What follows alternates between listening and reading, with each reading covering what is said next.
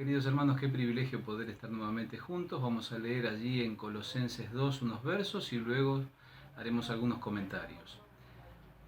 Dice capítulo 2, verso 2, para que sean consolados sus corazones, unidos en amor, hasta alcanzar todas las riquezas del pleno entendimiento, a fin de conocer el misterio de Dios el Padre y de Cristo.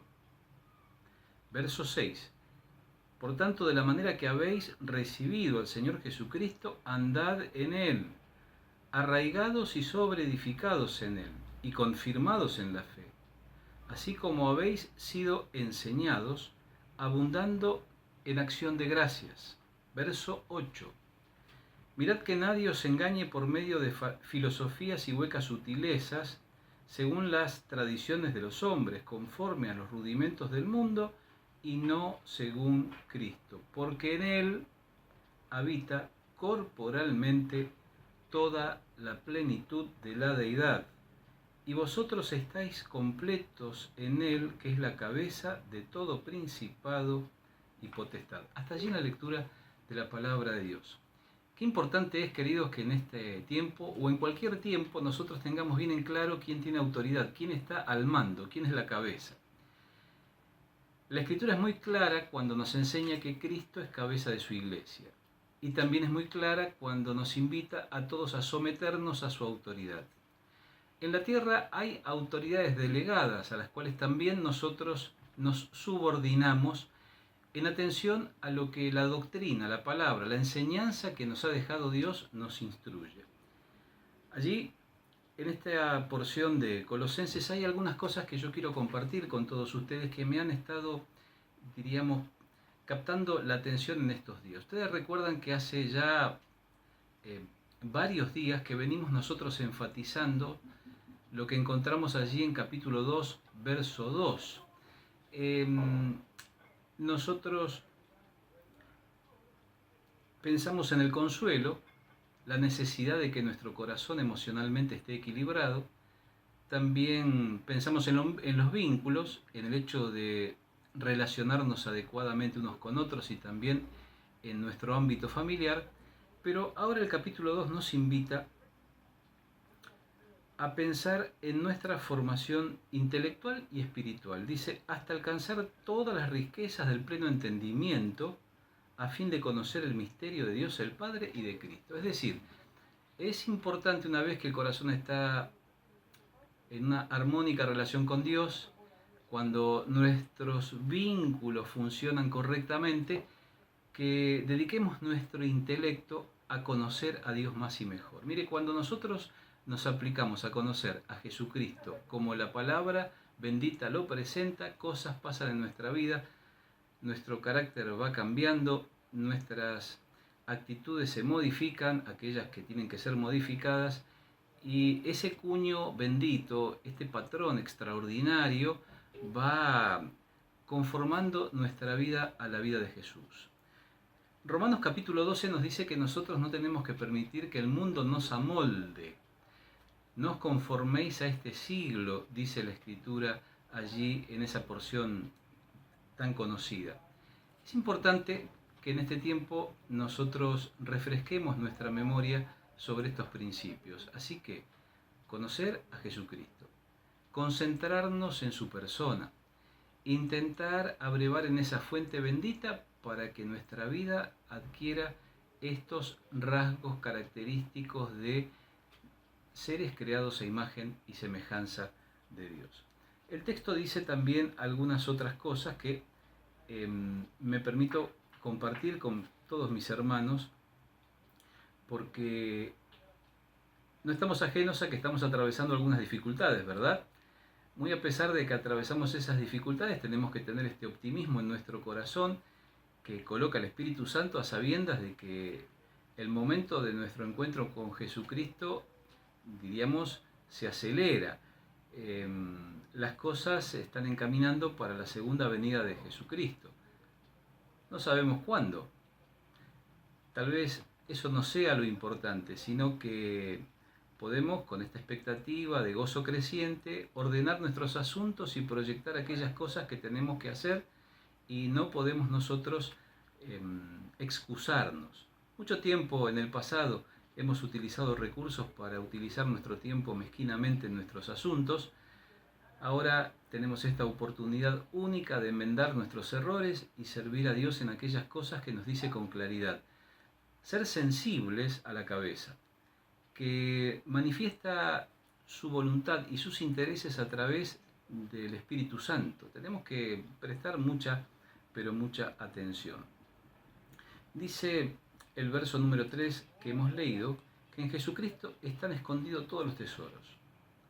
Es interesante allí la palabra tesoro porque habla de una riqueza acumulada. Cuando pensamos en Dios, en los recursos de Dios, en todo lo que Él posee, a veces nuestra mente no logra comprender de qué estamos hablando.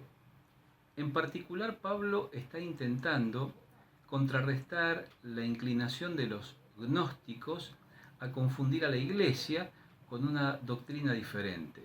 Y les está diciendo, no depende de la filosofía humana, sino depende de Jesucristo, que es el creador de los cielos y de la tierra, el originador de todo conocimiento, el que tiene toda la información, aquel que puede resolver todos los problemas, que de pronto no como nosotros los mortales, que frente a una operación compleja nos sentimos fastidiados cuando no hallamos el resultado. Jesús conoce todas las cosas y allí podemos nosotros reflexionar en que Él nos conoce personalmente. Él sabe lo que hay en nuestra mente y en nuestro corazón. Así que tenemos allí el tesoro de la sabiduría, es decir, de ese conocimiento que nosotros aplicamos en nuestra vida doméstica cotidiana, manifestando en ello la sabiduría divina, es decir, esta dinámica de poner en práctica aquellos que aprendemos con éxito. Y del conocimiento, el resultado psicológico de la percepción, puede traducirse esa palabrita en el idioma original. Así que si tenemos alguna necesidad, sabemos a dónde ir a buscar. Allí está el cofre de los tesoros, Jesucristo. ¿Te falta conocimiento? Santiago dice, si te falta sabiduría, pedísela a Dios que te la dará abundantemente y sin reproche. Es necesario que crezcamos en este conocimiento. No se trata de mera intelectualidad, se trata de descubrir los principios que cada texto de la Escritura tiene implícitos para que nosotros despeguemos en nuestra vida cristiana poniéndolos en práctica cuando sea pertinente. De eso se trata. A veces nuestra lectura es superficial, rápida. A veces haciéndola de esta manera estamos justificando que estamos aplicando nuestro tiempo en otras cosas. No nos estamos deleitando en Dios. Deleítate a sí mismo en Jehová y Él te concederá las peticiones de tu corazón, nos dice la Escritura. Es decir, que lo que la Biblia tiene para nosotros sea lo más dulce y delicado, aquello que disfrutamos, que no podemos dejar de observar y de llevar a la práctica. Esta es la idea principal. Así que si tenemos necesidad, sabemos dónde está el tesoro. El tesoro es Jesucristo. El verso 4 dice, y esto lo digo para que nadie os engañe con palabras persuasivas. Es interesante porque allí engaño, la palabra alude a seducción. Nuestra intelectualidad puede ser seducida por las cosas que otros dicen si las dicen bien. Es importante, usted disculpe que yo reitere la palabra importante, que tengamos en claro que no depende tanto de la elocuencia, de la utilización apropiada de la retórica, sino de que aquello que nosotros escuchamos sea verdad. ¿En qué porcentaje? El 100% verdadero. Eso solo lo concebimos o lo hallamos cuando utilizamos honestamente la Sagrada Escritura, la revelación de Dios.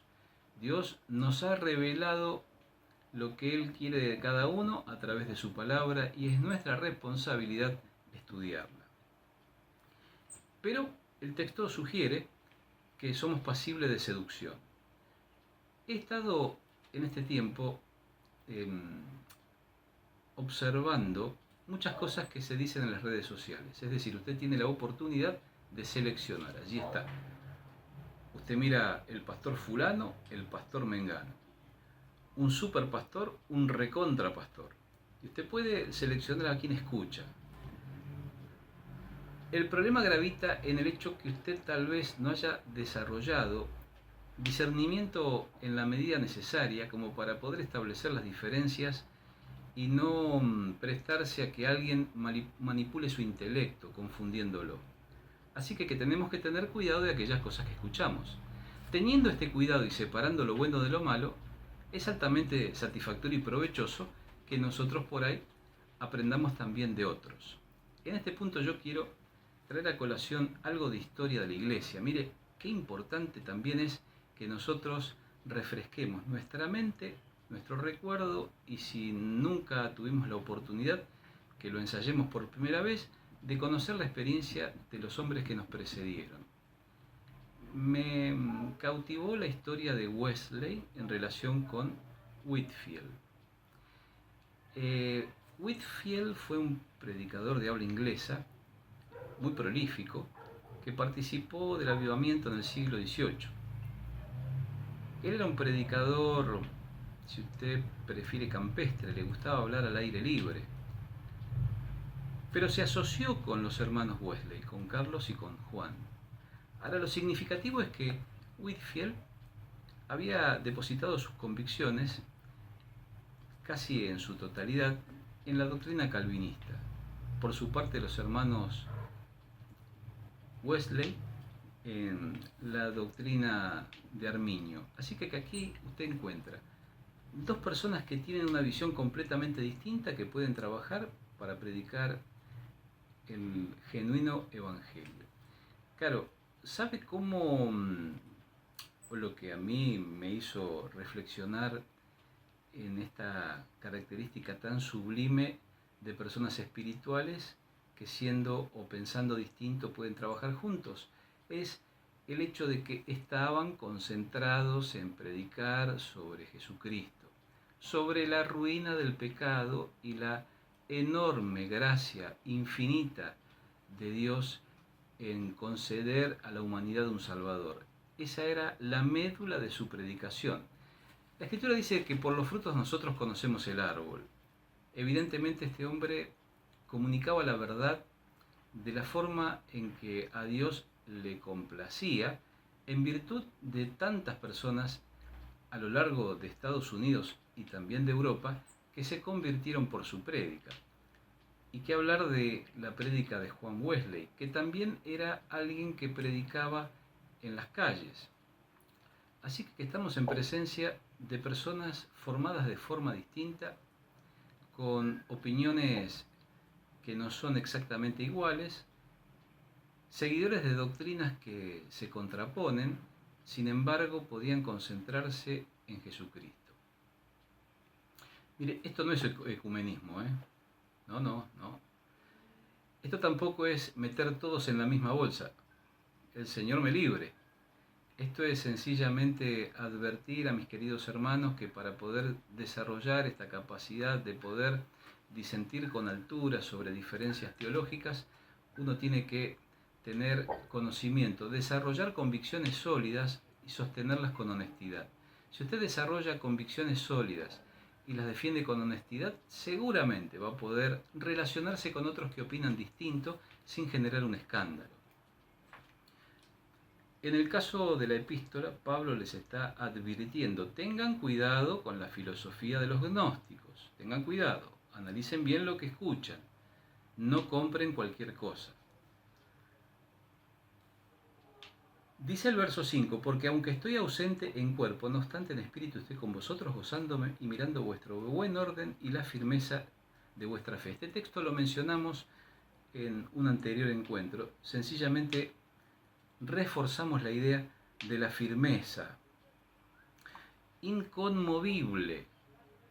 En el momento que desarrollamos nuestra convicción sobre una verdad comprobada de la Escritura, nos quedamos de esa manera en ese lugar. El término nos hace pensar en el comportamiento de un soldado.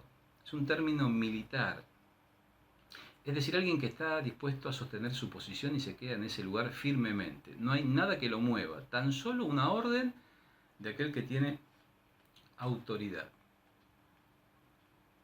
Si no, se quedan en ese sitio, incluso si tienen que experimentar malos tratos e incluso sufrir la muerte. Importante desarrollar convicciones así de sólidas. El verso 6 dice: por tanto, de la manera que habéis recibido del Señor Jesucristo, andad en él. Dos cosas importantes.